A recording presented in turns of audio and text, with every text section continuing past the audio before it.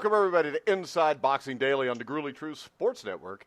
Inside Boxing Daily is brought to you by someplace new, probably starting tomorrow night. So we'll just leave it at that. Plus, the Retired Boxers Foundation. Make sure you check out Jackie Richardson and Alex Ramos on Facebook with the Retired Boxers Foundation and with Seat Giant. Go to Seat Giant, use the promo code TGT to get 5% off on your ticket purchase. I am your co-host for Inside Boxing Daily, Mike Goodpaster, and right now I'd like to welcome in my other co-host, Jeremiah Preisser. How you doing, Jeremiah? I'm always well whenever I get to talk boxing with you, Mike, so let's get it going, man. All right, and we have a guest tonight. He's a listener. If you listen to the show, we're good for about 2 or 3 questions a show, which spreads our show into an hour almost every night, and we actually appreciate that. Help me welcome from Cardiff, Wales, Hamed. How you doing, Hamed? Yeah, thanks, Mike. Honored to be on, and I've been a listener for a while. I think you guys do a pretty good job, so I really appreciate it. I'm about to hang up on you, Hamed. I appreciate it. I appreciate you guys. Well, we appreciate everybody that listens, and we appreciate anybody that sends any questions. And if you have any questions during the show tonight, you can hit us up at Grueling Truth on Twitter. Just direct message us or tweet to us, and hopefully I will see that, and we'll bring you on. Let's start off with what we saw this weekend. We're going to talk heavyweights tonight because it seems to be the prevailing hot news in the sport. Let me ask you both this first. Just yes or no answer. Right now, Jeremiah, is Wilder Fury 2 the biggest fight to be made in boxing? No. Hamed? I think it's the best fight to be made. Biggest, maybe not. Maybe not biggest, yeah. All right. What's the biggest, Jeremiah? Well, I still think in terms of overall appeal, I still think that Golovkin-Alvarez 3 is the biggest. I disagree. What do you think, Hamed? Oh, I thought you were saying as heavyweights. Golovkin-Canelo is still the biggest fight. As heavyweights, I still think the Joshua Ruiz rematch might be bigger, but I don't think it's a better fight in terms of the best fight. I'd still go with Wilder Fury, but I don't think what Bob Arum said, doing 4 million, I wouldn't go that far. Bob Arum's a dipshit most of the time, and he oversells everything. I think you're looking at $1 million to $1.5 million, Jeremiah. I think they can do that now. And the big thing is here, you got Luis Ortiz coming up next for Deontay Wilder. It's a little dangerous, but as Tyson Fury said, he's like 147 years old. So I really think that Deontay Wilder will blast him out quicker than he did last time and make this fight even bigger. Yeah, I mean, I think that's a prevailing wisdom. I mean, I follow guys that are pretty hardcore fans, and that's pretty much in line with what everybody's thinking. I mean, Ortiz has gotten older, Wilder has gotten ever so slightly better, if only because of his experience. But yeah, it just seems like after watching Ortiz, struggle with Christian Hammer, though again, I didn't give him too much shit for it because, Hammer is a survivor. He is a guy who knows his way around the ring. He's been in against guys like Povetkin and lasted the distance. So he's not a bum, right? He's a guy who gets it. He's a guy who's had a lot of experience.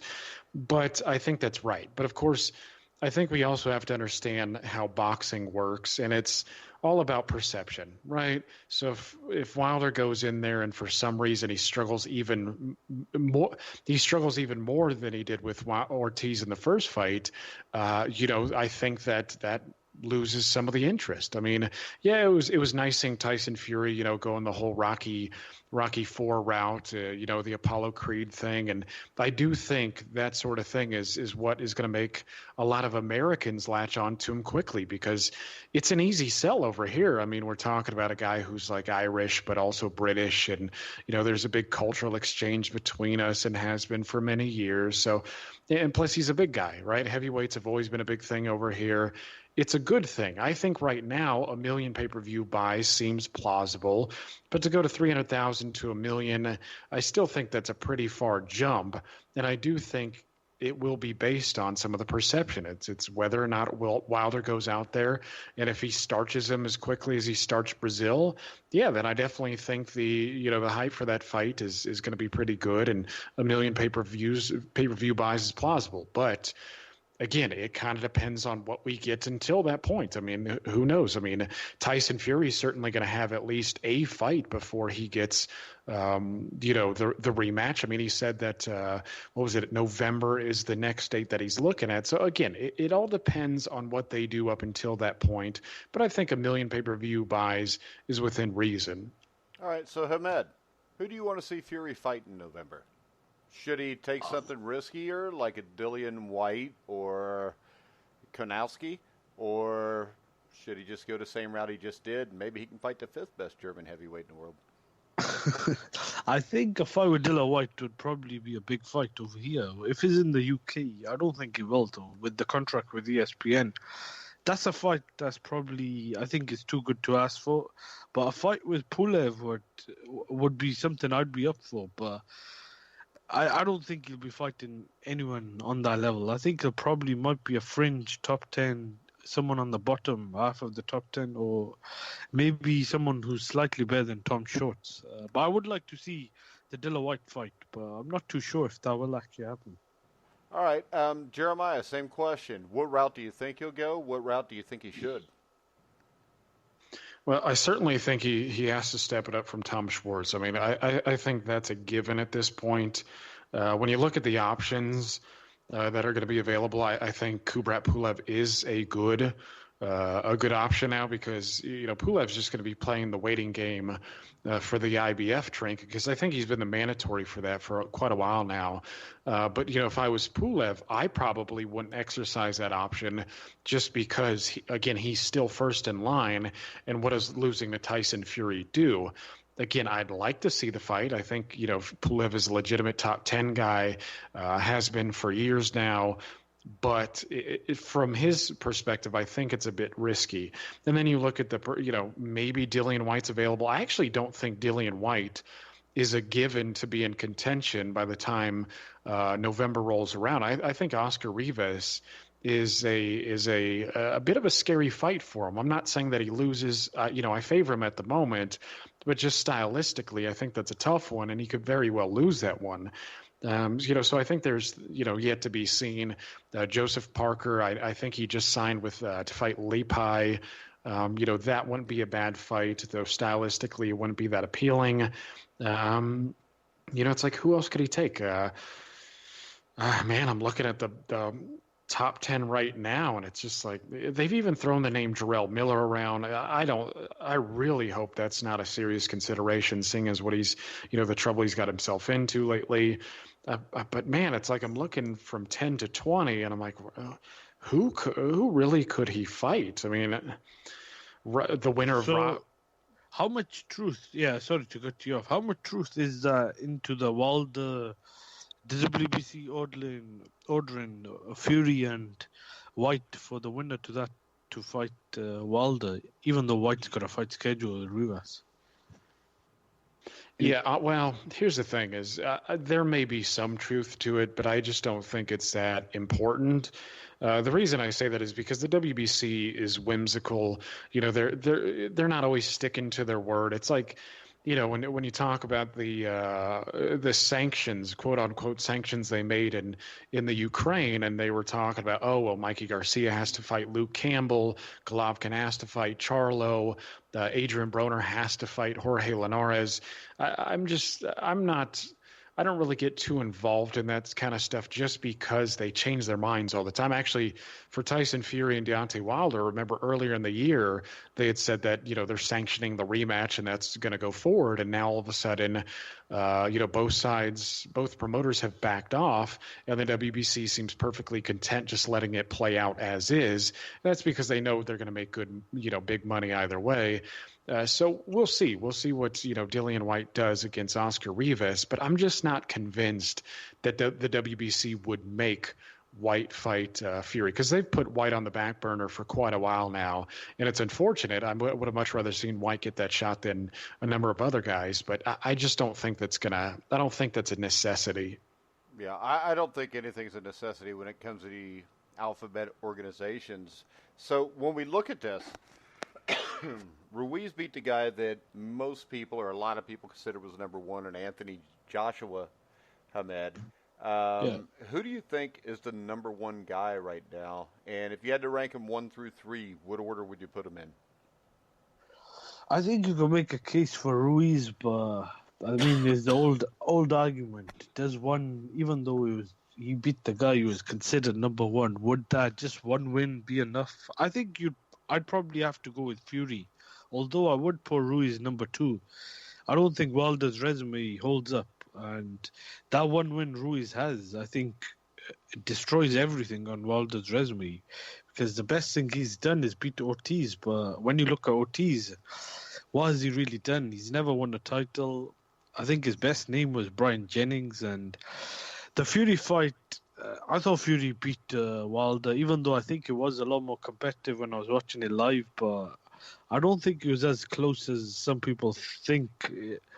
Even with the two knockdowns, I don't think Wilder won more than about 4 rounds. I think that was even at best. I think to give him 5 was being very generous. So that's why I do think the Wilder Fury fight is the best fight, because you got the number one guy and number 3 guy.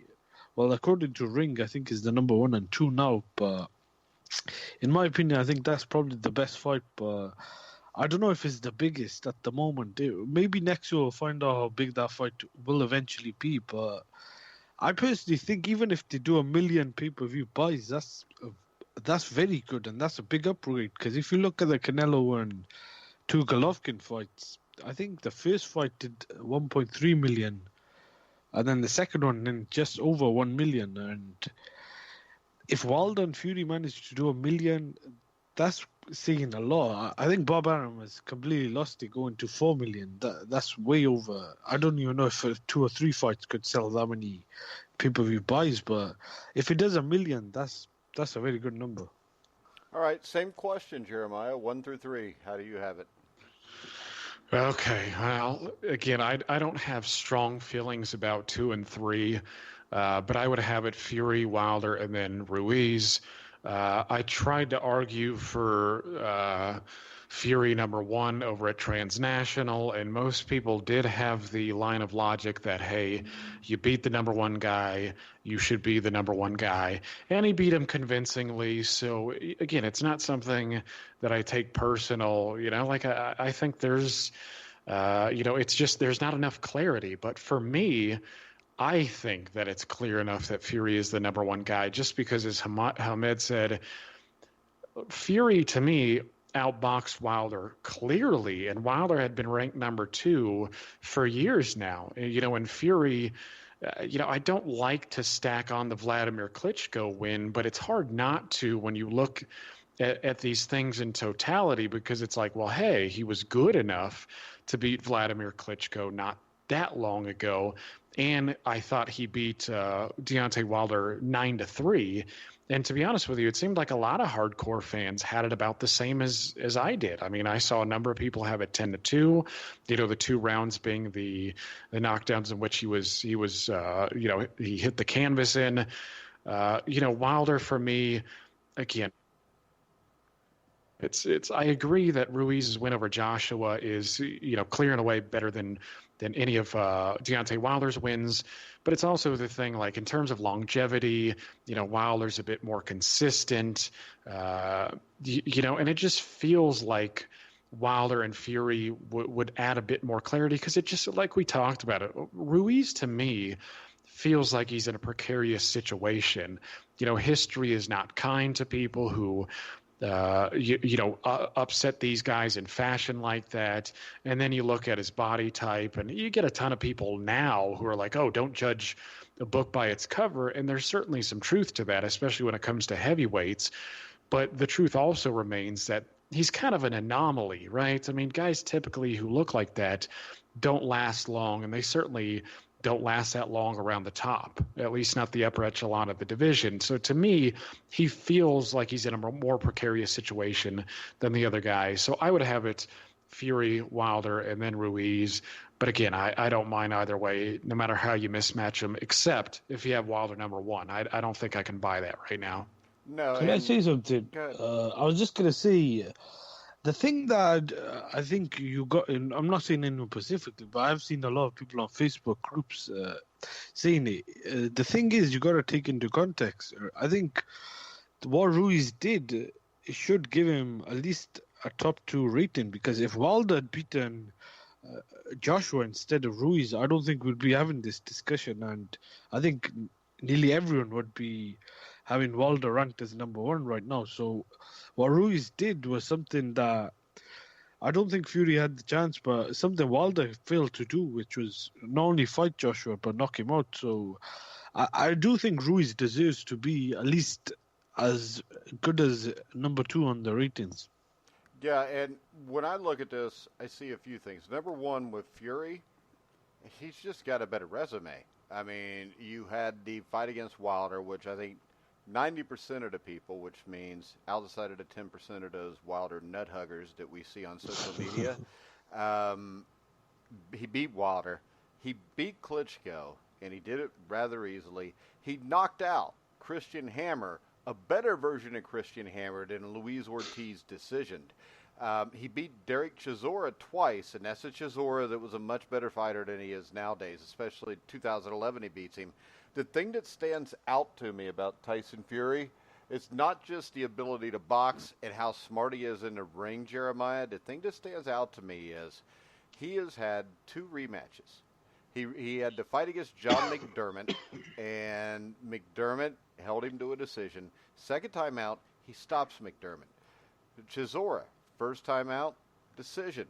Second time he fights Chisora, he knocks him out. So the thing about him is, I think he is smarter. He's better trained than Wilder. And I think the thing that really stands out to me is this.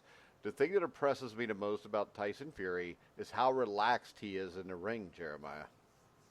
Yeah, I agree. There's, a lot of people talk about training hard, and, you look at a guy like Anthony Joshua, and I think if you're not real in tune to boxing training, you look at Joshua and you're like, well, he's got to have the best stamina in, the entire division, but it doesn't work like that. I mean, these things are obviously very complex, and being at ease mentally is a huge benefit. Again, we talked about it on the show before, where James Toney, I mean, the guy obviously wasn't watching his diet much, but he was still able to go 12 rounds. He did have the steroid help, though.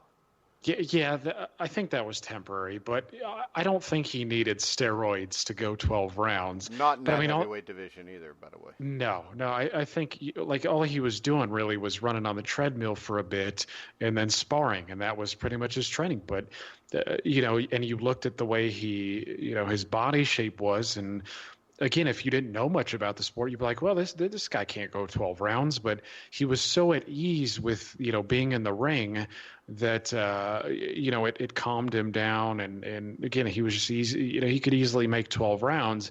And I think Tyson Fury is of that too, where he's just, confident in his ability, and he doesn't tense up when guys are swinging at him. I mean, you see that just from his defensive posture, where he's able to slip inside, and against Wilder for the the vast majority of the fight, he was able to make him miss, and sometimes make him miss big. So I think because of his confidence, his stamina is better than just about anybody his size, and certainly better than somebody like Anthony Joshua. And in fact, he looked the stronger of the two against Deontay Wilder, who weighed, 40 pounds less, 50 pounds less, something like that. So I think from the eye test, Tyson Fury to me looks like the number 1 guy as well. I mean, I wouldn't get as hyperbolic as ESPN and say, hey, he's the Terrence Crawford of the heavyweight division, but he's certainly the closest thing you have. And I'm like you, man. It's like looking at the rematches, because the McDermott fight was a real tough one for him. The Chisora one was close as well, at least from what I recall. It's been, hell, I think I haven't seen it. And then he dominated both rematches. Exactly. Well, and the thing I think you agree, Mike, is that, Wilder really hasn't gotten that much better. I think he's gotten a little smoother. It's very slight because of the experience. But I just don't think he has a high ring IQ. He doesn't look like he's getting much better. I mean, he's pretty much doing the same thing that he was, 10 years ago. So, yeah, Fury to me, just on the eye test, is the best the heavyweight division has to offer. Yeah, and when I look at this, Ahmed, one of the big differences here is I think Ben Davidson's a really good trainer. He's done a great job with Fury. I think Mark Breland's just a figurehead in the corner. I think Ben Davidson is a lot better coach than people at the beginning were saying. Because I remember his only notable fight he had was with Billy Joe Saunders, and I think a lot of people thought he lost that. This was going back. I think it was the fight before. I think before Andy Lee, or was it after Andy Lee? I think it was the Avakov fight. But the job he's done with the Fury, getting him into shape and tactically as well. I do think that he deserves credit as well. Now, I'm not too sure if that shows that Peter Fury wasn't as good as trainer as some people were making out, because I think it's a bit of both. I do think Ben Davidson is a lot better than some people think, but I don't think Peter Fury was as good as others were saying, because I just think Tyson Fury also is a naturally very gifted boxer, and I do agree that with Jeremiah that if you're just going on skill, then he's by far the most skilled heavyweight. And stamina as well. Another thing I found when I was rewatching the last round of the Fury Wilder fight, Fury got dropped, got back up, and to me it looked like Wilder was the more who was the Yeah, he looked gas hurt fighter. too after that when Fury caught him with the one big punch. Yeah, he was hurt and he was gassed as well. Wilder was actually breathing a lot more heavily, so I think Fury's got in it. I don't know if it's genes, but Fury's probably by far out the three, if you include Joshua, who's got the best work rate and stamina. Yeah, and I really think, Jeremiah, when we look at this in a rematch, it would not surprise me if Tyson Fury stops Deontay Wilder. No, it wouldn't. I know we've talked about this on off air a bunch of times. I mean, I had said, for quite a while that, Tyson Fury's punching power is not that bad. I mean, yeah, he comes across as a powder puff guy sometimes because he just likes to touch you. But, looking at what he did against Tom Schwarz, and, I don't want to exaggerate Tom Schwarz's ability. Sure, he was, tailor-made for Tyson Fury, but when you look at the hammer result and you look at what he was able to do here, do I know that Deontay Wilder's chin is necessarily better than Tom Schwarz? I don't. I think Tyson Fury has the power to hurt Deontay Wilder. I think he's got the power to hurt a lot of guys. And I think if he puts his foot on the gas like he did against Tom Schwarz, comes out jabbing, going to the body, switching it up a little bit, I think he could stop Tyson Fury. I think I'm kind of thinking what you're thinking, Mike, where this could end up being like the other rematches in Tyson Fury's career, where he comes out with a little more vigor and he ends up stopping a guy. I think that's certainly plausible. Yeah, and as I talked about before, the Wilder nut huggers will sit there and run around and say that Tyson Fury's ducking him. I think this, Ahmed, I think the only reason Deontay Wilder took this fight a year ago was because he thought Tyson Fury didn't have anything left. And I think what Fury has done since then is actually pretty smart. He's going to fight 2 or 3 times. He's going to make sure that he's his absolute best when he fights Wilder again. So I don't think this is Fury ducking the guy because, number one, if you're ducking a guy, you don't fight him a little over a year later. And basically, Deontay Wilder fans are just morons again, Hamed. Yeah, I've actually debated a lot of these Wilder fans online on YouTube. I don't take him too seriously. I think it's become a bit comedic now. I find some of them entertaining. Some of them I don't think you could get through. Like, is they actually delusional? Whereas others I think are just either blind or just have got some love affair with the guy. Because I don't think they either watch other fighters or they just following him blindly, just supporting him and following him. But I will say this: I thought Fury would have a chance of stopping Wilder in the first fight, but I don't think Fury was. I was one of the few that actually picked Fury on some of the other groups and channels I was on, and I don't think Fury was 100% definitely for that first fight. Even the shape he was in, I think he's probably about 60 to 70%. Still good enough, I thought, to beat Wilder. I just think that's a bit of both. Wilder's really that bad technically, and Fury is actually that naturally gifted. But in a rematch, I do think if he sits on his punches, he can actually have a chance of stopping Wilder. The only thing is the weight Wilder came in a lot heavier for his with his fight with Dominic Brazil, and Fury came a lot heavier. And they were saying, I think I heard on one of the podcasts, Fury or his trainer, I think it was, the reason they came in heavy for the Tom Shorts fight because they wanted a knockout. So it'll be interesting if he actually comes in heavy or light, because then that will actually affect the game plan. But I think if Fury just commits a little bit more and actually turns his punches and the shots and just sits on his shots, then he might have a chance. But I do favour Fury heavily in that rematch. I think Fury should win that fight, and should actually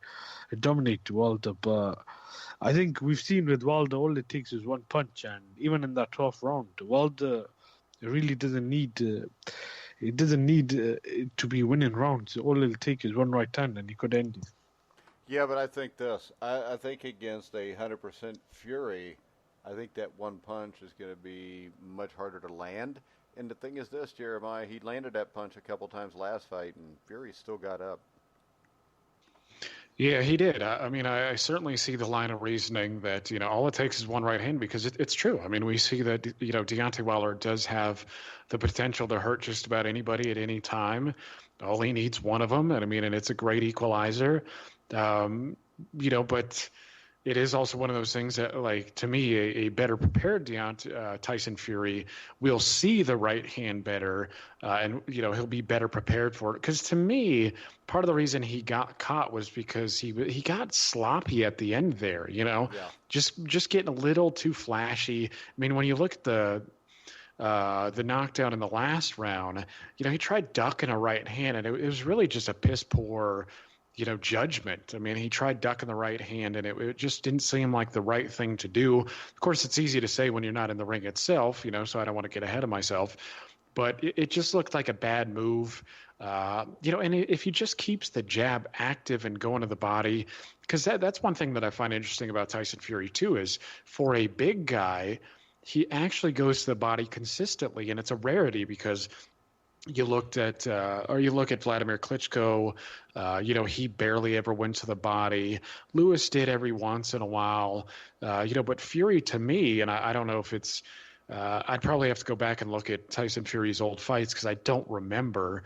But, I don't know if that's a byproduct of, Ricky Hatton being in the corner too. But I was impressed. I mean, against Tom Schwarz, he was jabbing to the body.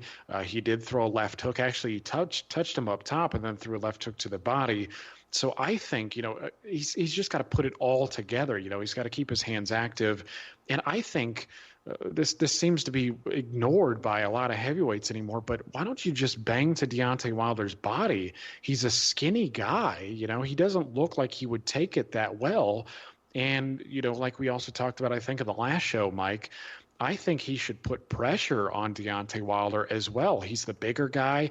I think Tyson Fury could come in at 245 pounds and be just fine. I think he could muscle, Deontay Wilder around at that weight as well, because Wilder's he's a skinny guy, so I'd like him to bang to the body, muscle him around a bit and throw straight punches. And again, I think he could get him out of there. But yeah, I don't know. It's yet to be seen how they're going to game plan it. Maybe Deontay Wilder also thinks it's best for him to put on some weight, for the rematch, and that, maybe he'll be stronger because of it. I don't know. I honestly don't think it matters what Deontay Wilder does. I just don't think he's good enough, to beat Tyson Fury. I'm pretty confident that Tyson Fury takes the rematch. Yeah, me too. Let's go ahead. There was more fights this weekend, so let's take a look at some of them. We had Josh Warrington won a controversial decision over Kid Galahad. Hamed, what do you think about that one? Was the decision good or bad? I thought it was the right decision. I don't think you could win fights by just holding, clinching, and spoiling. And I think the perceived notion was that Josh Warrington was missing. I do agree he was missing, but he was also the aggressor, and to me, he was the ring general in there. He was the guy who was landing more shots. He was landing the more body shots. To me, it looked like Kel Galahad was just throwing one or two right hands. I just don't think he did enough, and I don't know where the robbery notion is coming when someone is spoiling and as the challenger who's on the back foot getting bullied, and was just holding and actually wasn't even working on the inside. So I thought it was the right decision. I do think it was close. I could see how some people thought it was a lot more close and competitive than I did. But to me, I thought Warrington clearly won about 7 rounds in that fight, and I thought it was the right decision. I thought it was too. Jeremiah, what was your take on the fight? Yeah, wow, how amazing it is. We actually got the trifecta because I thought Warrington won as well. I got to be honest, though, I wasn't really scoring the fight round by round just because I saw after about 5 rounds what exactly was transpiring.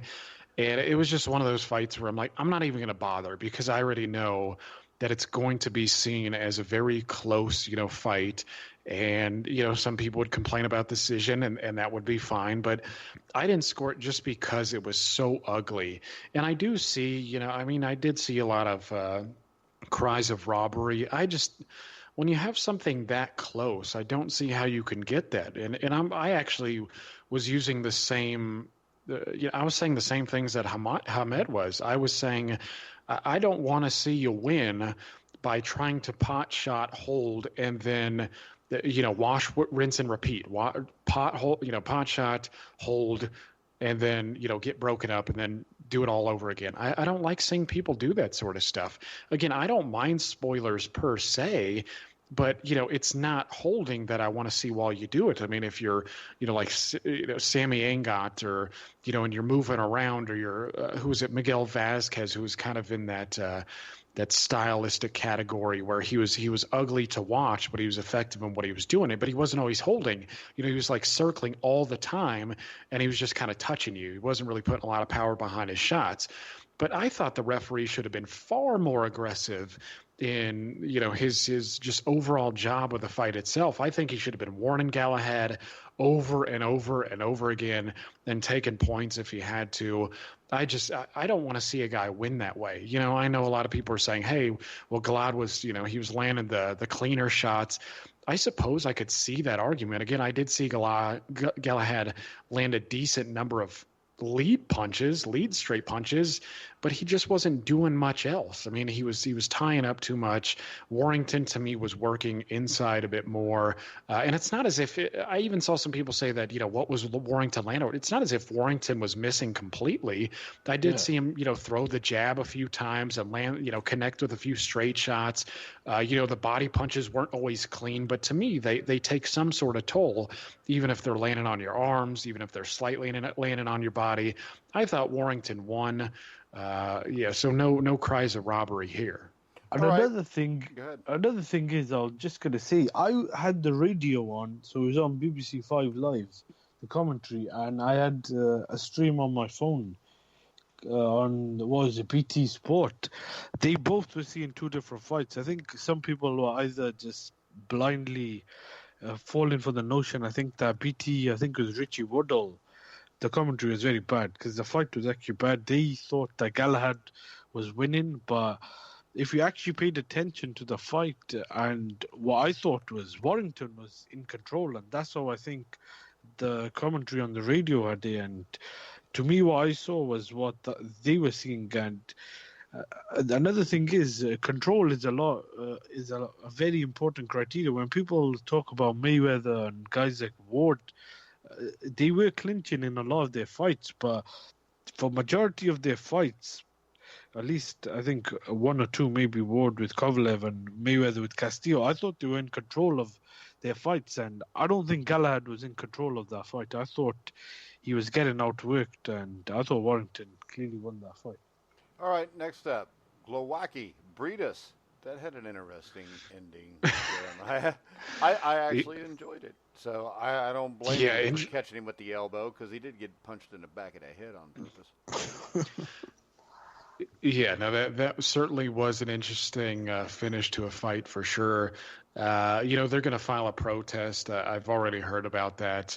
I don't know exactly what it does. Again, you never know with these alphabet soup organizations or commissions what side they're going to err on, unless there's a clear big money side. My guess is that the protest isn't going to stop the main event. What might happen is that Glowacki may get a shot at the winner, right? He may become the mandatory for whoever wins the tournament. That's my thinking. I just don't know. But yeah, what an interesting fight.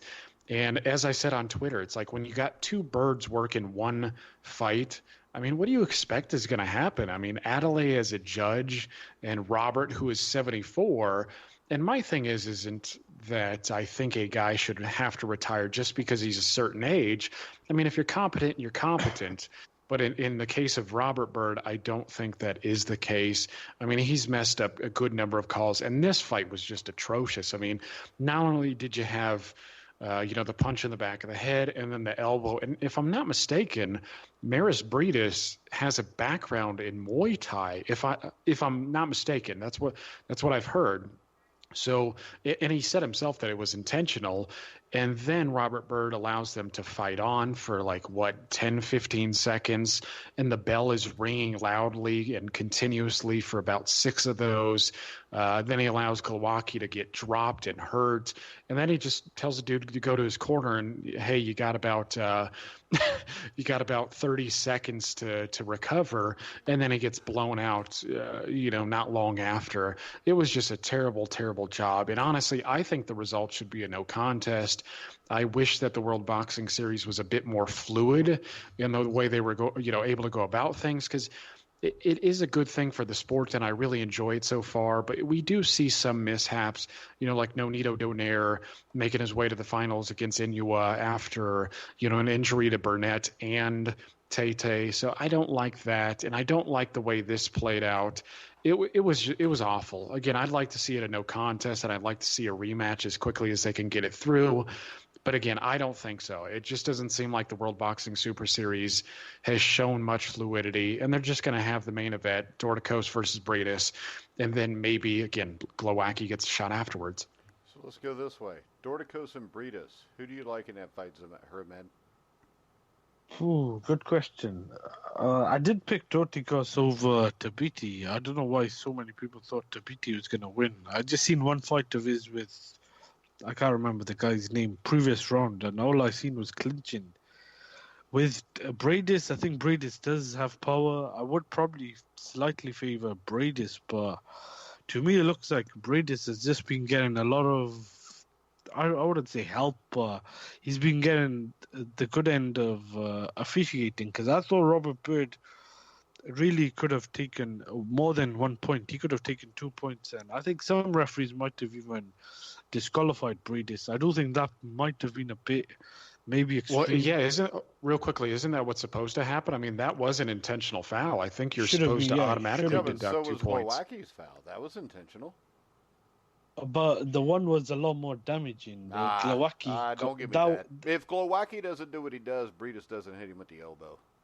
But that could have I don't think Glowacki recovered after the elbow. I was even shouting at the TV because I was watching it. I was thinking he looked like he got knocked out from the elbow. I think Robert Byrd had to get him to stand back up, and I do think it should have been 2 points. I don't know about disqualification. I think that it is quite debatable if you want to go down that line. I think it's probably a bit extreme, but it should have been at least 2 points. I don't think so. I think he got what he deserved, Jeremiah. I mean, he raised up in the back and hit him in the back of the head. Screw him, elbow him. If Byrd could control the fight, maybe that would have not happened. But I'm sorry, Glowacki started it. Yeah, someone mentioned the Mayweather Ortiz. I could see the argument as well, because Glowacki did, I think, throw a rabbit punch, but Robert Byrd completely lost it. I think he should have called it a day after I think it was the Mayweather-McGregor fight. I think even in that fight, at times he looked like he was losing control, and you can't have a referee that's actually, it looks like to me now, deaf, and that he was gonna let the fight go on after the second knockdown. Bitch. He's deaf, and Adelaide Byrd is blind. They're a perfect couple. That's a good. So you can't have that. What if they got any kids? Wonder what's wrong with their kids. Because you get one is deaf and one is blind. All right, let's move on. Sullivan Barrera gets stopped by Jesse Hart, or not stopped, but a 12-round unanimous decision. 99-90, 96-93, 97-92. let's just go for the Jesse Hart thing, because I think going in we knew Barrera was old. Did you see anything, Hamed, from Jesse Hart that tells you that he could compete in a very talented light heavyweight division? Oh, I think he's probably got the size. He looked big, but maybe be competitive with a couple of guys, probably, yeah, but I don't think he's going to beat any of those guys. I think someone in the commentary said when Ramirez moved up, he's also moved up, so he could have stayed at super middleweight, but that's a tough division. I mean, Gvozdyk, Bivol, Baturbiev, and even the guys without titles. You still got Kovalev there, too. Even Kovalev and was it Marcus Brown, and even guys like that. That's I can't see him win the title, but maybe he could be a player, someone who could be a good opponent for some of these guys. All right, Jeremiah, what's your take on him? I think that last sentence pretty much summarizes his position for me. I think he could be a good opponent for some of these guys, or maybe in an effort to avoid the best guys, maybe he should just fight Gilberto Ramirez again and just keep fighting him until he finally gets a victory over him. I mean, I don't think Hart is going to be a big player here. I mean, I'd favor lots of guys over him. I mean, he does have talent. He's a little bit wily. And funny enough, the refereeing in that fight was crap too. Jay Nady, who I've never liked, was bad in that one. He was over officiating. Yeah. Robert Byrd was out of his senses. Yeah, he under officiates. Jay Nady over officiates. Yeah, Jay Nady talks too much. Yeah, and he's always been like They're that. They're like the teachers you had in school, and Jay Nady is the guy that's like screaming at the kids, and then Byrd is the guy that's sitting back at his desk reading a newspaper while the kids just do whatever the hell they want. Yeah, pretty much. Yeah, I mean, it is like that. Jay Nady's always that's why I've never liked him, though. He's always made it too much about him when referees should really just be getting out of the way unless they need to. You know what I mean? I mean, he's always looked like a prick, too. I don't know. Yeah, he's an asshole. You can tell. Yeah, he looks like one of those guys. But, yeah, I don't know what he does in his day job. I honestly don't care. But, yeah, he was doing a bad job there as well. But, yeah, Hart is a good fighter. He'll be competitive against some of these guys. He's tough. He's got a little, he's a little bit wily. But, just in terms of his overall ability, he doesn't really strike you as an elite-level operator. His power is good. It's not great. His skill is good. It's not great. So I think he'll be fun if you pair him correctly, especially against a good aggressor. But yeah, against the cream of the crop, I don't see him hanging with these guys. I'm searching Jay Nady to see what he does for a living. Jay Nady is the guy that Zabjuda, I think, through a chair. Was it a chair? Or somebody grabbed him by the neck, too, at one point. Yeah, that was the Zabjuda after the Costa View fight. Yeah, he threw the stool at him, yeah. Well, he should have used the stool to try to fight Costa Zoo. It would have worked out better for him. I think a lot of the Vegas referees, I don't know if they lost it, but I do think a lot of them are overrated. I think Kenny Bayless might be, at the moment, the best one, but Tony Weeks, Robert Byrd, a lot of these guys have made a lot of bad decisions, and I don't think the best referees and judges are from Vegas at the moment. I don't know how many good referees there are from any place. I think New York, maybe I could name about 4 or 5. Steve Willis, what was the other guy? Charlie Fitch. What about Ron Lipton? Ron Lipton, never heard of him. Shoot. Which fight did he do, Jeremiah? The heavyweight fight. Was that... He did Fury and Wilder the first time. Yeah, no, I think he, I don't remember. Oh, Jack Reese. Jack Reese. All right, I get my Jack Okay. Reese. So, well, Reese, I think Reese is good. Ron Lipton is very good. I mean, he's been around forever. Is what's his face still doing it? The guy who, whenever you put a slugfest together, that was kind of the guy. Steve Willis? No, white guy. Steve Smoger? Steve Smoger, yes. Oh, he's disappeared. I haven't seen him in forever. What about Mickey Mann? Oh, Mickey, the British one, he was good. Jesus. Yeah, I think he retired. Yeah. Was he did good? So many Hatton's fights. I thought he was all right. I mean, this is the thing with referees if they do enough fights, they're going to screw something up here or there. Jay Well, Haney Mickey screws Van. everything up. Yeah, well, I actually think Mickey Van was the ref for the Pernell Whitaker Julio Cesar Chavez fight, and if I'm not mistaken, he said that what did Whitaker say? I thought Whitaker said that Mickey Van came up to him and he was like, "Well, don't get too upset. This is a good result for all of us," or some crazy shit like that. I thought I read that in Sports Illustrated, but yeah, I remember Van from all those Ricky Hatton fights. But yeah, there's not a ton of really good ones. I think Tony Weeks has his up and downs. I think he's been good in some fights. I think he's been bad in others. Like the what is it, the Kovalev rematch with Ward. Yeah, I don't know. There's not a whole lot of good guys out there. Joe Cortez, I thought, was a good referee until I think he retired. He had his moments where he was quite, I thought, a bit bad. I was going to say the Mayweather Hatton fight, and I think maybe the Mayweather Ortiz fight as well. Well, I actually think that some of these guys are actually good referees, but I think they're good or bad depending on who's sliding them, some money. Because that makes them bad, though, doesn't it? Yeah. Well, that's what I'm saying. Is like, sometimes they operate with impartiality, and they could be all right. Because you do the Joe Cortez thing, and again, I don't want to make too much of this, but you watch Joe Cortez in his effort against Jose Luis Castillo and Ricky Hatton, and he's letting the guys work on the inside and just bang at each other a little bit. And then when they get to the Ricky Hatton Floyd Mayweather fight, he's breaking them up quickly, and like Ricky Hatton said, he was like, it's hard enough to get to him, and then you're not allowed to work on the inside. Again, I'm not saying that the result is necessarily a Ricky Hatton victory, but to me it just looked like two different Joe Cortezes there. But yeah, a lot of these guys just it looks like they're. Yeah, go for it. I was just going to say, did you finish what you were going to say? Yeah, you can go ahead. All right, I was just going to say, I think Hatton Costas was an example where the British referee, I don't know who it was, but I thought he let Hatton get away with way too many fouls, because I thought Hatton was holding him and hitting him behind the back of the head.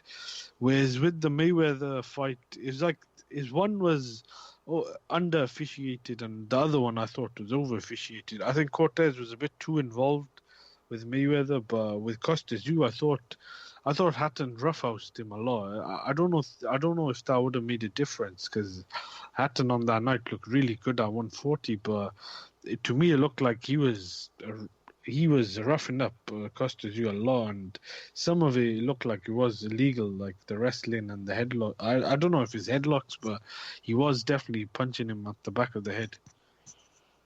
You know what I just realized, Jeremiah? What's that? Our connection with Hamed in Cardiff, Wales is better than our connection with John in West Virginia. Well, it makes sense. I think Cardiff, Wales is a little ahead of the times compared to, John Denver's West Virginia. Yeah, I think everything's ahead of that time. All right, guys. You want to talk about anything else before we wrap it up, Jeremiah? Is there any other fights that were on the weekend? I mean, there was a... The only other one I remember was Michaela Meyer. Oh, yeah. Was down what undercard? That was on the Fury undercard. Yeah, ESPN. I think it was the fight right before Jesse Hart and Sullivan Barrera. I missed that. I think I just seen the Jesse Hart fight, and then you didn't miss that much, Hamed. Yeah, I didn't catch the fight either. I'm not. It was an all right fight for two women. I hate to sound sexist, but. You hate to sound sexist, but this is like, trying to get people interested in the WNBA. It's just not. The thing is this. Michaela Mayer looked like a good fighter. She's got a great story, but it's the same thing with women's sports. It's just like you get the U.S. women beat Thailand 13-0. The problem with women's sports is not that the best players aren't great players. There's just not enough of them.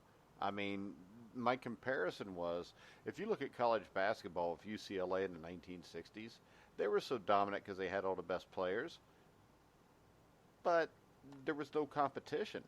And it's the same thing with women's sports right now.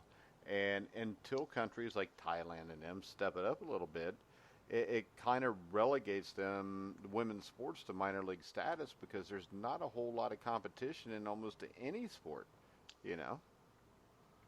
So you mean with talent pool, innit? Because I think one of the other podcasts I listened to from the UK, I think is New Age Boxing. They were making a point that look how hard it is to become undisputed in the men's boxing. Whereas you compare it with women's boxing, I think you already got three undisputed women champions, which I think is Clarissa Shields, Cecilia Brickhouse, and Katie Taylor just now. Whereas in the men's boxing, I think only in the four belt era, I think there's only been 4 or 5 guys that have actually won all 4 belts and held them at the same time. So Yeah, there's no depth with women's boxing. I mean, yeah, Katie Taylor is a tremendously talented fighter.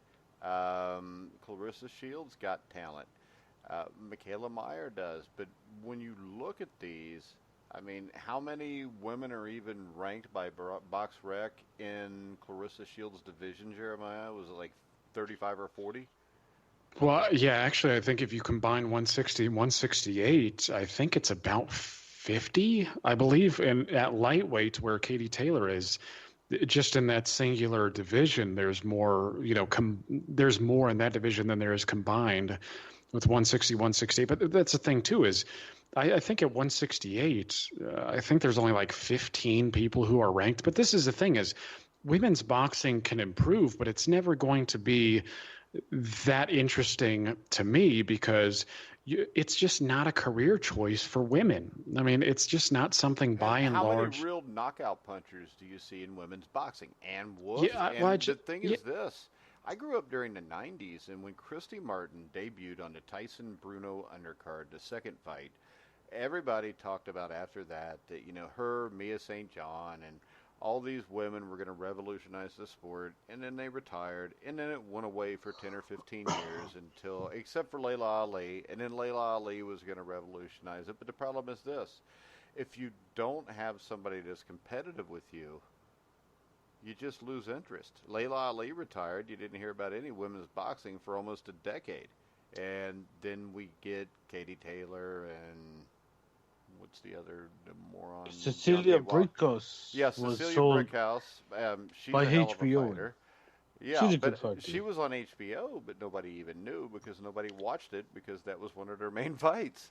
And Apparently, she said on Mario Lopez and Steve Kim's podcast that she's a pay-per-view fighter in Norway. So I'm quite surprised. in Norway, so she needs to stay in Norway and fight. No, pay-per-view. Germany. Sorry, Germany. I think it's Germany. No, Germany. I think. Yeah, she said Germany. She's from Norway, but I think she said it was Germany.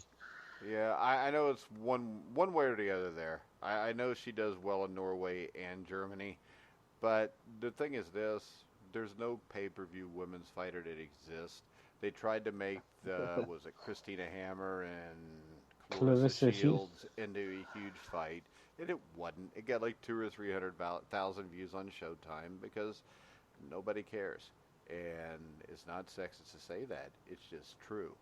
And until you get somebody. See, if Katie Taylor was a middleweight, then maybe we got something. If Michaela Meyer was a middleweight, maybe you got something. But the problem is, in her divisions, I mean, Katie Taylor is the only one that has any competition. She's got the Meyer girl. She's got the girl that, what was that girl's name? Pursuit. Yeah, Pursuit, who gave her a hell of a fight. A lot of people thought she won. But now Katie Taylor's got a couple fights where she can actually make some money, and they're actually interesting. And I actually wanted to see Katie Taylor and Pursuit. I thought it would be a good fight just from looking at, both records. And it was. It was a hell of a fight. It was entertaining. So I've got no problem with watching that. I just don't want to watch stuff that's boring. And to me, the heavyweight division for most of this last 2 decades has been women's boxing. There was 1 or 2 really good people, and everybody else sucked. And now the problem is, I don't care what John Einreinhofer says. This isn't the 90s. This class isn't going to be like the 90s. I think the heavyweight division is boring. I think you've got Tyson Fury and then everybody else. I think Deontay Wilder has a puncher's chance. I think you got guys like Gorman and Dubois. Maybe they can turn into something. Ajagba, I think he could turn into something. but there's no depth there like you had in the 90s. I mean, there's never going to be a time where we're sitting here arguing who would be Tyson Fury's toughest fight because there's only really 3 or 4 guys even in the conversation. Yeah, I think I'd say this. I do think Anthony Joshua has got a very good resume, arguably the best resume, but you put him in the 90s or even early 2000s, I don't think he's even probably better than the top 5 heavyweight. Wilder maybe got power, he got a puncher's chance, but I don't think he's that good. I do think Fury is the guy that could have the style and would have had the style to trouble a lot of these guys. I still think that version of Vladimir Klitschko he beat was still a good enough version, I think, to probably have knocked out Wilder and Yeah, I'm even not real Joshua. sure that if Klitschko came back right now that he could knock out Wilder.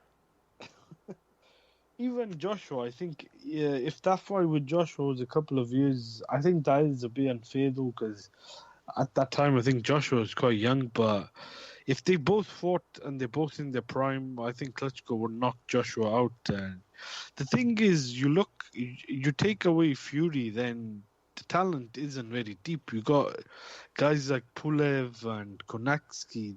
They're not bad fighters, but Well, if that's Konaski's literally, we haven't seen enough to know one way or the other. Pulev, I think we've seen enough to know that he's just a guy.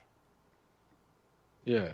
And from And looking at Konaski, I think he's just a guy too. But I don't think we don't know for sure yet with him.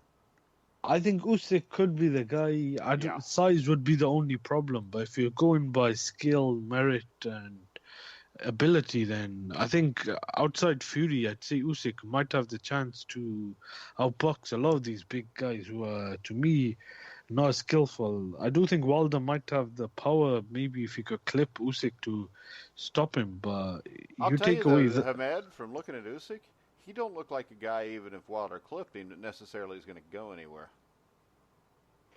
That's a good point. I have seen him fight big guys like Joe Joyce in the amateurs. But I did see for a long time, I thought Usyk would probably give Joshua a lot of trouble and might even make Joshua look clumsy and stupid. I don't know if that fight would happen. But yeah, I think if you take Fury out the picture, I don't think I see a guy who's really a clear guy who could dominate the division. Even with Fury, with his problems inside and outside the ring, you never know. But I would like to see how Usyk gets on. Yeah, because Jeremiah, I think to me, after Fury, if I really ranked the top 3, I'd throw Usyk at 2 because I think he'd beat the rest of those guys. Yeah, I agree. I think Usyk is just going to be fine. I mean, I know there's been some concern about his size, but if Deontay Wilder's doing it at 215 pounds ish, just depending on who he's fighting, I think Usyk is just fine. I mean, I think he's got the skill. Yeah, as Hamed alluded to, I mean, he fought as a heavyweight in the amateurs. He fought big guys like Joe Joyce and beat him clearly. I mean, it's been a while since I saw the amateur fight, but I remember Joe him. Joyce is not very good in Joe Joyce's defense. Yeah, At least you're not lying there. But yeah. well, no, I mean he's big and he's stiff and he's slow as molasses. He's got some pop, but that's why they're moving him so quickly because they know his shelf life isn't that long. Plus, he's 33 years old. So. Yeah, right, exactly. So I think Usyk could very well turn out to be the guy. I mean, he seems, the question marks are there about Fury and whether or not he's going to, maintain his status and his commitment. But Usyk, to me, seems like one of those guys you don't have to worry about. He just looks like a guy who's dedicated to the sport. This is what he wants to do, and he's going to show up each and every time. And I think because of that, just because of the skill, I mean, I honestly think he could show up at like 215 himself and beat just about all these guys. I think Tyson Fury is going to be a tough styles matchup just because of how big he is. But yeah, I don't think Usyk needs to show up at like 220 to hang with these guys. I think he could be 210, 215 and be just fine. Well, I mean, if you remember, Evander Holyfield, I think, was like 208. 210 the night he fought George Foreman, who was 260. And none of these guys are George Foreman. I do think there's a difference. So I think Holyfield was juiced to the grills. I think they're all juiced to the gills, so I don't I think don't. there's a difference.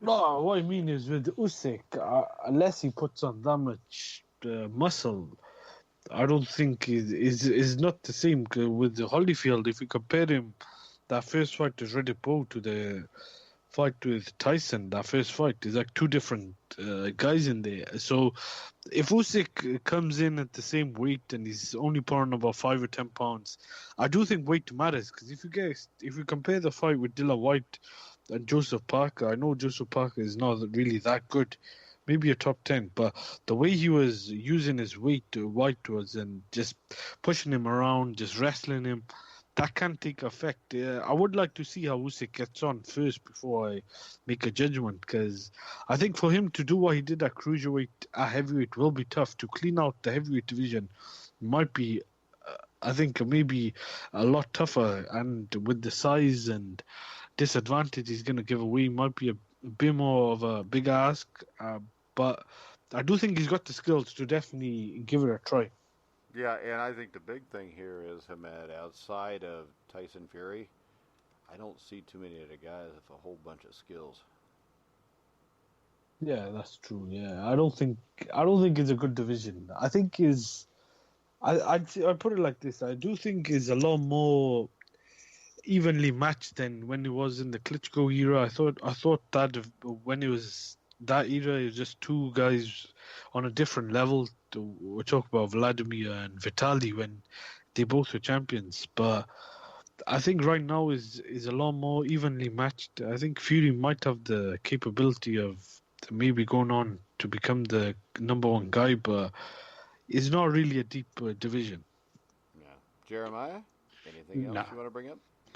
Well, I did want to mention one thing that I heard, and again, I don't usually make too much about this, but I did hear Eddie Hearn wanted to make Josh Warrington versus Leo Santa Cruz. He hopes to pull that off in the fall. I don't know if it'll be made because I know Gary Russell Jr. wants that fight as well, and I know he's Frank Warren, isn't it? Frank Warren.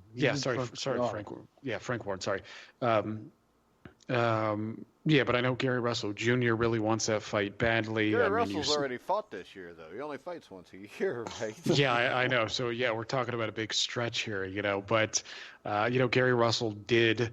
Again, I don't usually make too much about Gary Russell Jr. either. I think he has a ton of talent, and I think he's wasted a lot of it.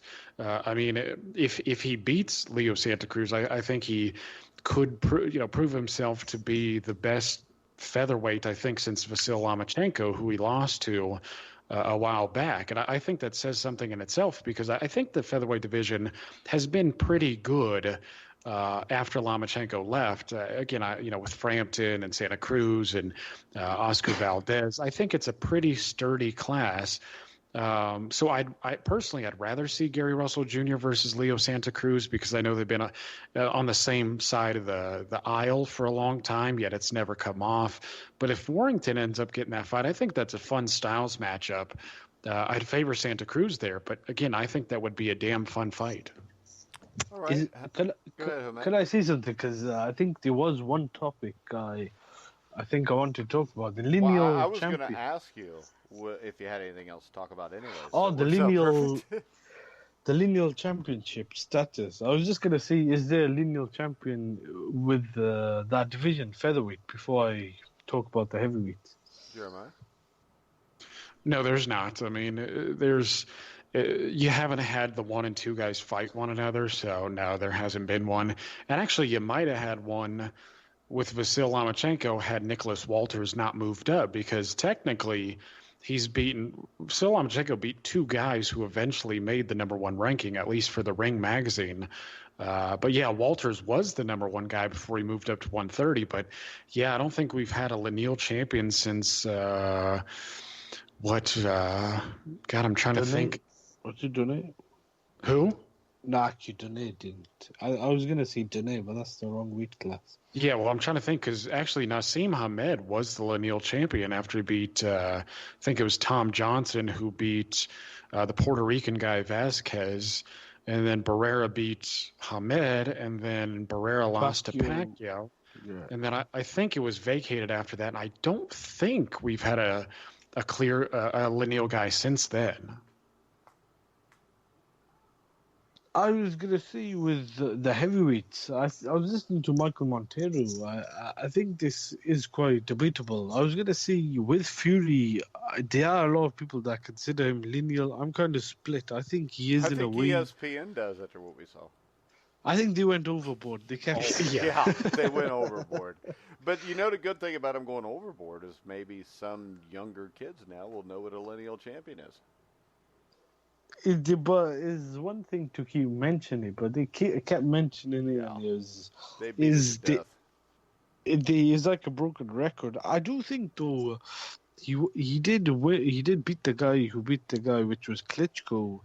I mean, the argument is he retired for a couple of years, but that if you think he retired and he's not the lineal champion, then I could see where people are coming from. But the thing was, I thought Wilder and Joshua had a chance to fight, which a lot of people thought were the number 1 and 2.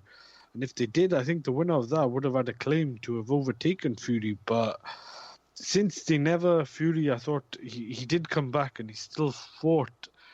And a lot of people thought he beat Wilder. The question is, though, if people considered Ali as the lineal champion when he, I think, was in exile or didn't fight for 3 years, then I think you got to consider Fury because whatever the reason was, he still hasn't been beaten in the ring. I would say this. When you look at it, Rocky Marciano retired.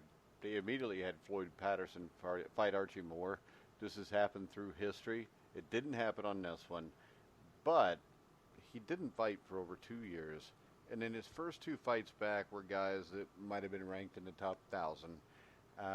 I think he gave up the claim when he retired because, that's what happens. When James J. Jeffries gave up the title, would they have Marvin Hart and Tommy Burns fight Jeremiah? So in the history of this, when a guy retires, he gave up his claim. He has announced his retirement a lot of times. Yes. Yeah, go. Yeah, go for it, Alex. Okay, so here's my thing: is I don't buy the lineal claim either, but I've softened my stance in the sense that I do get people who, do say that he is the lineal champion of the world. And it's like I listen to Michael Montero too. I'll probably end up listening to a show tomorrow or something, and it'll actually be posted to our website, tomorrow morning as well. I've seen, some of his tweets, and he was pretty on top of all this stuff throughout the ESPN broadcast, and him and a lot of other people were poking fun at it. And then you see a guy like Douglas Fisher, who's the the editor-in-chief for the Ring magazine, who says he didn't really make a stance either way as to whether or not Tyson Fury was lineal. He was just saying that he didn't understand why so many people were making a big deal about them saying he was lineal, especially from the same people who complain about the Alphabet Soup organization stuff. And it did kind of strike me as a bit odd how he was getting so much flack for the lineal stuff. Again, it was overdone, but then again, ESPN overdoes everything. Like we talked about on the show, I mean, when Jamel Herring fought, they brought up his dead daughter like 9 times, and I'm not exaggerating. It was about 9 times before he even stepped foot into the ring. So they did go overboard with the whole lineal thing. But this is what I said on Facebook, is that I don't mind them talking about it because I think it's nice to get away from all the politics that surrounds the Alphabet Soup organizations. I also think it's fun in a way because it brings up the history of the sport. And what you see is you have guys creating videos like the one I posted about it was Rummy's Corner, and he talks about this, and he makes it pretty interesting, so it's worth checking out. He talks about how there is historical precedent of people retiring, coming back, and still being the lineal champion. And here's the thing. The crutch of the argument seems to be whether or not Tyson Fury retired or whether or not you can be away for that long and still be considered a champion. Now, did people... Jack Dempsey was. He didn't really retire though. I I know, mean, but he was away for like 3 years before he lost to Tunney. Right, exactly. So here's the thing: is if you think that there's historical precedent for it, for being inactive and still being the champion, like Jack Dempsey was, for instance. And I actually think if we were having this conversation in 15, 1920, 1925, I actually think that most people would say he's the lineal champion. So here's the thing: is if you think there's a historical precedent for somebody being inactive but still coming back and being the lineal champion, I'm okay with that. If you think that most people did not buy Tyson Fury's retirement, because what was he doing it on Twitter? I think that's okay. But I just don't bought buy his retirement because he weighed like 500 pounds, was snorting coke. Yeah, and there's also like some of the other historians that I know who don't buy his claim think that you should act in a championship manner, right? You should wear that badge with pride. Even if you're inactive, you should still act in a manner that's conducive to, championship value. So here's my thing is I don't mind which side you err on. I just think that really the top three guys have to sort it out before we really solidify some sort of claim. And I think if Tyson Fury ends up, whipping Deontay Wilder and then maybe the winner of Andy Ruiz, Anthony Joshua, I think he's going to bolster his initial claims because I think he's acting in a championship manner. But here's my thing. I don't care either way because all of these championship claims are doing nothing but muddying the waters. And until we get to a one champion policy, with a well-defined, defense mechanism, right, where they're saying, okay, yeah, there's one champion per division. You got to defend against a top guy once a year. You can fight a top 10 guy in the, for the other defense, and then maybe a top 20 guy for the third defense if you feel like it.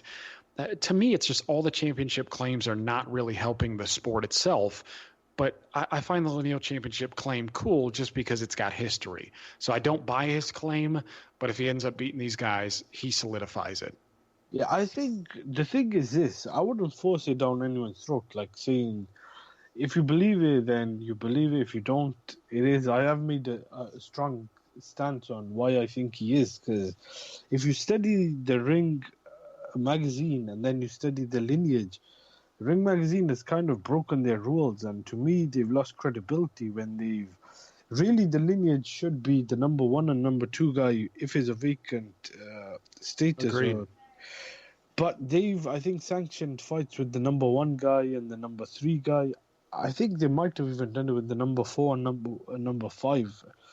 I'm not too sure if I'm right on that stance, but that should be the case. But the thing with the lineage is you'll get cases where if Golovkin had fought Billy Joe Saunders after I think it was the fight after the Canelo rematch, the first fight when Canelo was found with clenbuterol in his system and he beat Billy Joe, he would have had all the belts, but still people would have considered Canelo as the lineal champion. Now, if you look at it on paper, one guy has got all the belts, might even have the Ring magazine belt, and the other guy is the lineal champion. Who do you consider as the guy, as the number one guy? So I think some people are mistaken with the lineal champion. That doesn't mean you have to have all the belts or even one of the belts. But with this case with Fury I thought, in this day and age, taking 2 or 3 years off, I don't think is the same back in the 20s or 30s. I don't know about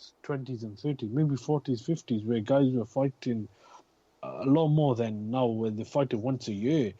Whereas if you fight once a year now, it looks like it's normal for a lot of guys. Gary Russell does it, I think twice as majority of the top fighters are fighting twice a year. Well, but I remember James J. Braddock, after he beat Max Baer, didn't defend his title until over 2 years later against Joe Louis.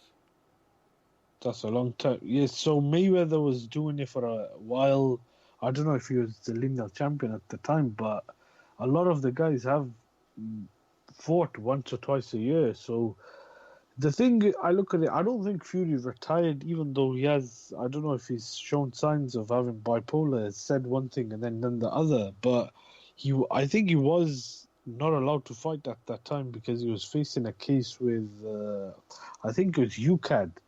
And he ended up, I don't think he was stripped, but he ended up giving up the belts as well. So I don't know if we buy into the retirement, but he was also facing a lot of other cases. But he did not fight for 2 or 3 years. That's just not even an opinion. That's a fact. So I do get why some people think that he's not the lineal champion. But to me, until he's beaten in the ring and he's active and fighting, then I think he still should be considered it. Because with Joshua and Waldo, when they had the chance to fight, whatever happened, they didn't fight. And the lineage could have been broken at that time, but it wasn't. But I think it is kind of bad now in a way because you got Ring Magazine and they have their own policy and they've kind of got away from the lineage. And some people and some fans, I don't think, know the difference.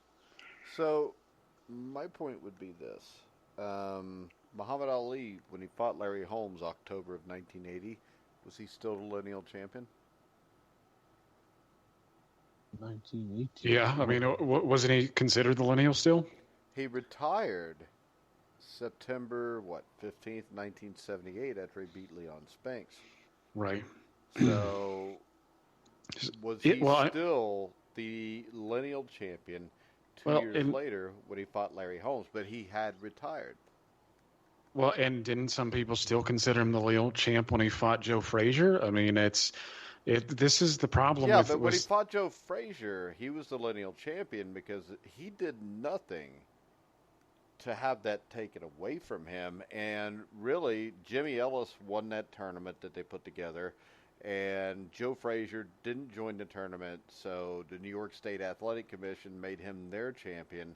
So I think that when I watched the first Ali-Frazier fight, to me, Ali's the champion because Ali was stripped, and he shouldn't have been. Yeah, right. Yeah, I know that had something to do with politics and whatnot. But I mean, this is why, I don't get too caught up in it. I mean, I like it. Again, it's history. It's kind of a different law for boxing than it is for other sports. I don't think you can compare it to a job or anything. It's just even in fact, I'm reading Muhammad Ali's biography by Gilbert Odd now, and he even says that when was it? I think as soon as I just read it too. I'm trying to think of the exact point, but as soon as the WBA took away their title, Ali basically said, "I don't care." He was like, "I'm still the champ.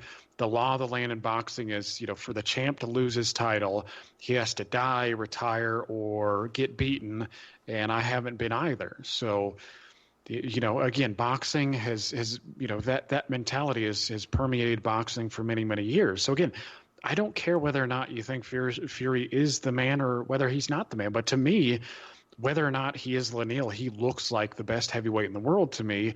And I think because he beat Klitschko and he should have beaten Wilder, to me that makes him a number one guy. And somebody needs to supplant him at that position. But he needs to fight the number two guy, no matter who you think that is. But I would also say, again, that I think the whole championship policy, like you said, the Ring magazine has lost some of its credibility once it was bought out by Golden Boy. I still think those guys do a pretty good job over there. I think they mostly get it right, but they've broken from the lineage decades ago. I mean, we talked about how they stripped Antonio Esparragoza, even though Esparragoza beat Steve Cruz, who beat Barry McGuigan, who beat Eusebio Pedroza. So, there's been a good number of times when they've broken from the lineage, and I've actually seen Tom Gray, one of the Ring writers, say that the lineage and the ring are not the same thing anymore, and they haven't been. So yeah, you got to be cautious with that stuff. But this is why, to me, boxing needs a governing body, so we don't have to debate this sort of stuff. We just know who the guy is and who he should be defending against. I mean, they stripped. Can I say this? They stripped Adonis Stevenson from the ring. The ring title? Even though Stevenson, the competition he was fighting was bad, and I remember having this conversation with a Stevenson fan, but he was still active, whereas Tyson Fury was inactive, not fighting, and he was still the ring and lineal champion. So the ring have contradicted themselves and made decisions that have kind of taken them away from the lineal status, because if Adonis Stevenson is still fighting guys who are ranked, top 10 in the organization, and he's active, I don't see how you could remove him from the Ring Well, I think magazine with as the Ring ratings, he had to fight somebody. What was it, Jeremiah? Every 2 years that was ranked number one. No, you have to rank somebody in the top 5, and it doesn't Okay, even have to top be in your. 5. Yeah, it doesn't even have to be in your division actually. So you have to fight somebody in the top 5 every, I think, 2 years, or maybe it's 3 years, and you can maintain your status. But I'm saying, if you weigh that up with someone who's not fighting, then what is more credible? Someone who's not even actually active, or a guy who's actually fighting? I do get the point though. If you're fighting guys who it shouldn't be sanctioned for the fight for the organization, then that's a different case. But I'm pretty sure the guys he was fighting were ranked top 10 in the belt he had. But I was gonna say, the thing with the Ring is they have got away from the lineal status, and I don't think you could blame people now for not looking at the Ring as a credible ratings, because a lot of their rankings and ratings I don't think is the same as the lineal. Because I mean, the argument now is Fury. Some people consider him as the lineal champion, but now the Ring magazine have got him as number 1. So it is a topic that I think is very controversial and debatable.